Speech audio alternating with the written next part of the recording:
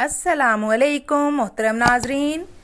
ये वीडियो बनाने का मकसद किसी की दिल आज़ारी करना बिल्कुल भी नहीं है।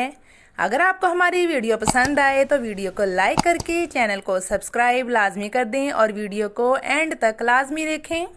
मैं मोबाइल पर वॉइस पासवर्ड लगा रहा था, अचानक कुत्ता भौंककर चला गया। अब 4 दिन हो गए हैं, ना तो कुत्ता मिल रहा है और ना ही पासवर्ड खुल रहा है।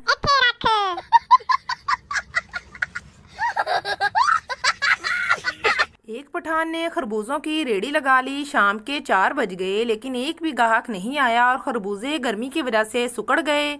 पठान खरबूजों पर पानी छिड़कते हुए बोला, ओए बगैर तो नहीं विकना ते ना विको, होश ते फड़ो।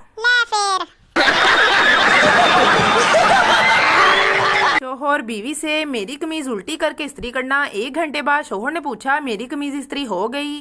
बीवी, कोशिश कर रही हूँ पर मुझे उल्टी नहीं आ रही।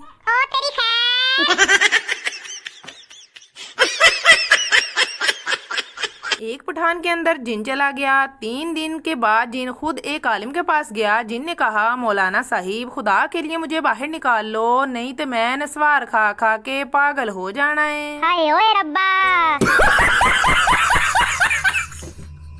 माँ अपने बेटे से, तुम अपने बाल क्यों नहीं कटवाते? बेटा, अम्मा, लंबे बाल रखना फैशन है। माँ, वो तो ठीक है पर लोग तेरी बहन को देखने आते हैं और तुझे पसंद करके चले जाते हैं।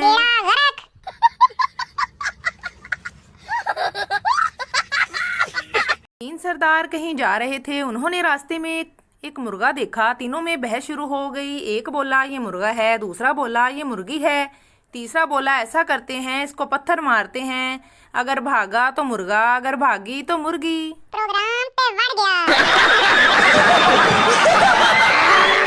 पठान ने जैली नोट बनाया और कायदे आजम के सर पर टोपी लगाना भूल गया। दुकानदार, इसकी तो टोपी ही नहीं। पठान, ये कायदे आजम की गर्मियों की तस्वीर है। मारो मुझे मारो। पठान की बीवी शादी की पहली रात बेहोश हो गई। जब अस्पताल लेकर गए तो डॉक्टर ने बेहोश होने की वजह पूछी। पठान बोला, शादी से पहले इसके अब्बू ने कहा था मेरी बेटी में कभी फर्क ना करना।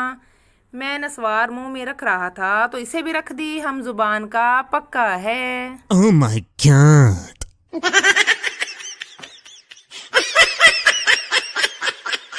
डॉक्टर, आपके 3 दांत कैसे टूट गए? मरीज, जी वो मेरी बीवी ने कड़क रोटी बनाई थी। डॉक्टर, तो खाने से इनकार कर देते।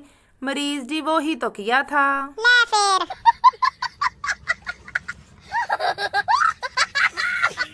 पठान दुबई के एक होटल में रोस्ट खाने के बाद हड्डी चबा रहा था। पास बैठा इंडियन बिस्किट खा रहा था। उसने पठान से तंजिया अंदाज में पूछा, खान, तुम लोग हड्डी भी नहीं छोड़ते? तुम्हारे मुल्क में कुत्ते क्या खाते हैं? पठान, बिस्किट। ओ तेरी खैर।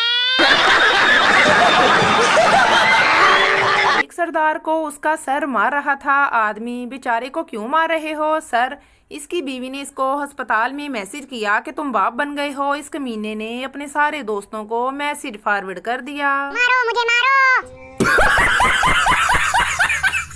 मोटा आदमी, पहले आदमी से तुम्हें देखकर ऐसा लगता है जैसे दुनिया में कहत पड़ गया हो।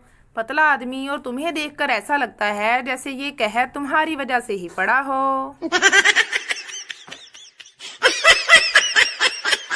एक दिन बशीर चरसी तबलीग करने वालों के हाथ लग गया। उसको तबलीगी जमात वालों ने चर्च छुड़वा कर राह रास्त पर लगा दिया। अब वो जमात के साथ जहां भी जाता तो उसका तारुफ करवा दिया जाता कि ये हमारा बशीर भाई है, ये आपको बताएगा कि ये कैसे तबलीगी भाइयों ने इसकी चर्च छुड़वा दी।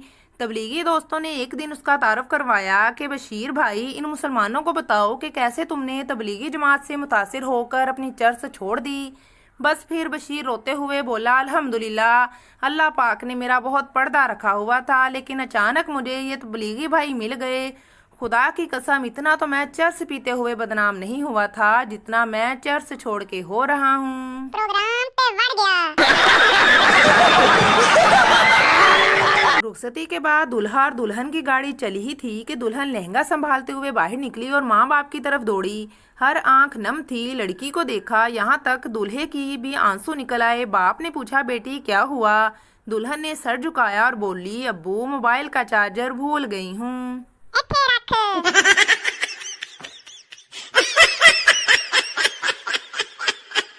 लड़का अपनी गर्लफ्रेंड से बहुत प्यार करता था। लड़का बोला, मुझे कोई ऐसा तोहफा दो जो मैं अपने पास रखूं। लड़की ने एक जूता उतार कर दिया। लड़का वो जूता सोनार के पास ले गया और कहा, जूते का गोल्ड फ्रेम बना दो। जब लड़का जूता लेने गया तो सोनार ने पूछा, ये किस पीर साहिब का जूता है? लड़का, पीर का नहीं, मेरी गर्लफ्रेंड का जूता है। सोनार बोला, मेरा खानदान कल से ये जूता चूम रहा है कि ये पीर का जूता है। हाय ओए रब्बा। बीवी, एक बात बताऊं? शोहर, हाँ बोलो। बीवी, मारोगे तो नहीं? शोहर, क्या बोल रही हो, क्यों मारूंगा भला तुम्हें? बीवी, डांटोगे भी नहीं? शोहर, बिल्कुल भी नहीं डांटूंगा, बात तो बताओ। बीवी, मैं प्रेग्नेंट हूँ। शोहर, पगली कहीं की, ये तो बहुत अच्छी खबर है, डर क्यों रही थी? बीवी, वो कॉलेज के दिनों में एक बार पापा को बताया था तो बहुत मार पड़ी थी। मारो मुझे मारो। एक साहिब अपनी चौथी बेगम को घर के एक कमरे में ले जाकर शीशे शोकेस के पास ले गया, जहां चंद जनाना लिबास तरतीब से सजे थे। वो उनकी तरफ इशारा करते हुए बोला, ये साड़ी मेरी पहली बीवी की है जो 1 साल पहले चल बसी। ये शलवार कमीज दूसरी बीवी की है जो एक कार एक्सीडेंट में वफात पा गई। और ये गरारा तीसरी बीवी का है, उसे ब्रेन हैमरेज हो गया था। चौथी बीवी बोली, फिक्र ना करें सरताज, आगे शेरवानी ही लटकेगी। Oh my god.